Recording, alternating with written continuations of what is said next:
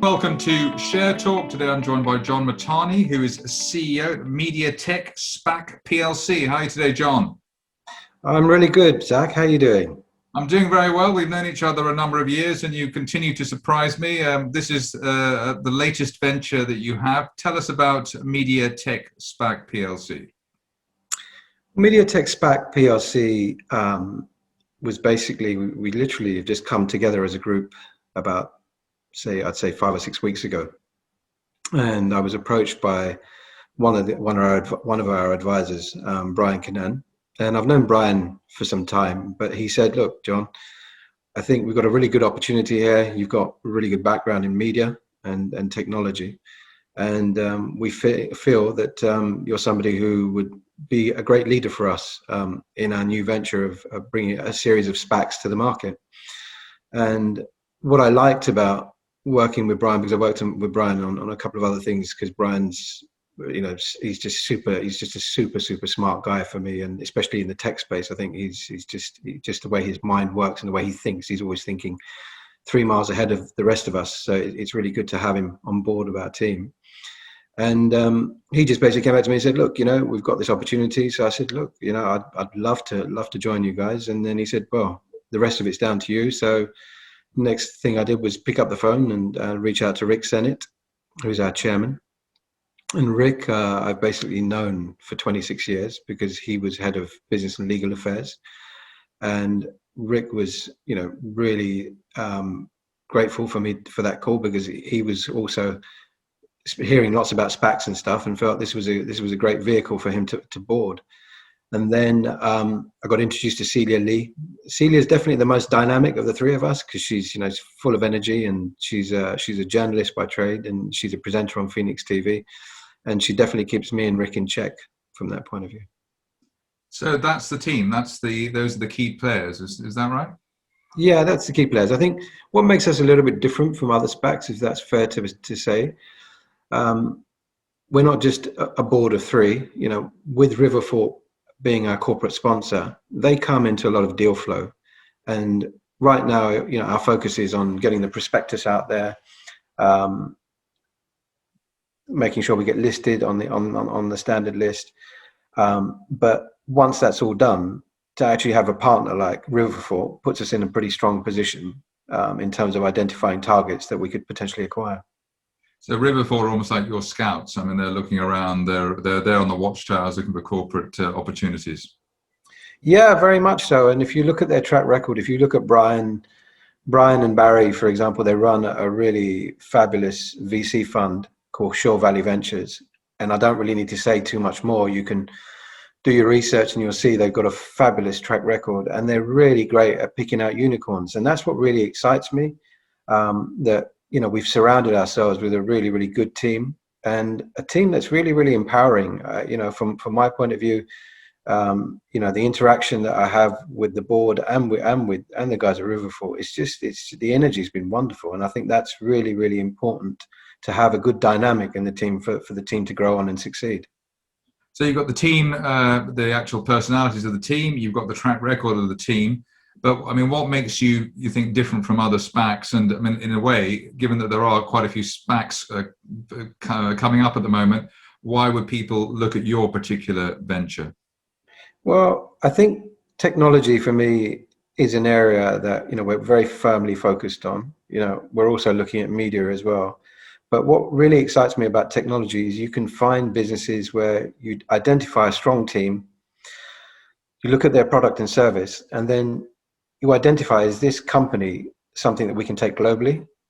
And that's what really excites me, to really create that sort of hockey stick type of growth, in terms of being able to take a business, and giving it the launch pad by putting some money into it, giving it the resources it needs, and really helping it achieve its strategic objectives.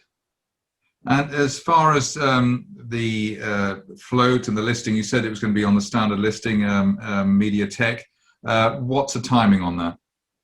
So we've already kicked off the process. So we're in the process of preparing a prospectus that has to be submitted to the FCA. And then once we'll have a series of engagements with the FCA, hopefully, we've got, as I said, you've got a very strong and clean board. We've obviously we'll have sufficient cash to make sure that we meet all of the FCA requirements, and then once they sign off, we can look to list on the standard list and get the show up and running. So that would be what, a couple of months? Is that the current time? Yeah, I would say 2 months. We're working pretty actively, on trying to get that. We've got very good lawyers in place, and we've got a very good in-house lawyer, Mark Wheeler, who's been absolutely fabulous. I have to say thank you to him, because he's been guiding us, very meticulously in this whole process. Right, I think we're both probably old enough to remember the time, the .com boom, and when TMTs and other acronyms were around. That sort of might fill some of us with dread. I mean, how is the current technology boom different from the first one, let's say? Well, Zach, I was actually at Time Warner when we merged with AOL. So nobody needs to remind me personally of that whole episode, because I still look at that experience. And, when I'm mentoring students and stuff, I remind them of that whole chapter, that look at business, but look at business from a fundamental perspective. Don't get carried away in the hot air that sometimes comes to face.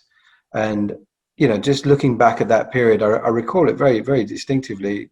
Walking into the office on January the 10th, it was on the front of the Financial Times that AOL and Time Warner were merging in a $350 billion merger 21 years ago. I mean, the valuation was just astronomical. They'd used a price to earnings ratio of 90 times, which was just unheard of, but they managed to sell it to Wall Street. Unfortunately, the rest is history, because our stock price over the next 3 years fell from $90 down to $6. And quite frankly, I thought the company was actually on the verge of going bust. Fortunately, the management reacted really, really well. They sold a number of the prime assets of the business, including Warner Music, including the studio stores, including the theme parks, and managed to fortunately turn things around and get the business going, back on track. And, you can see, 2 years ago, they managed to successfully sell it onto AT&T at $107 after what was quite a choppy time back in early 2000.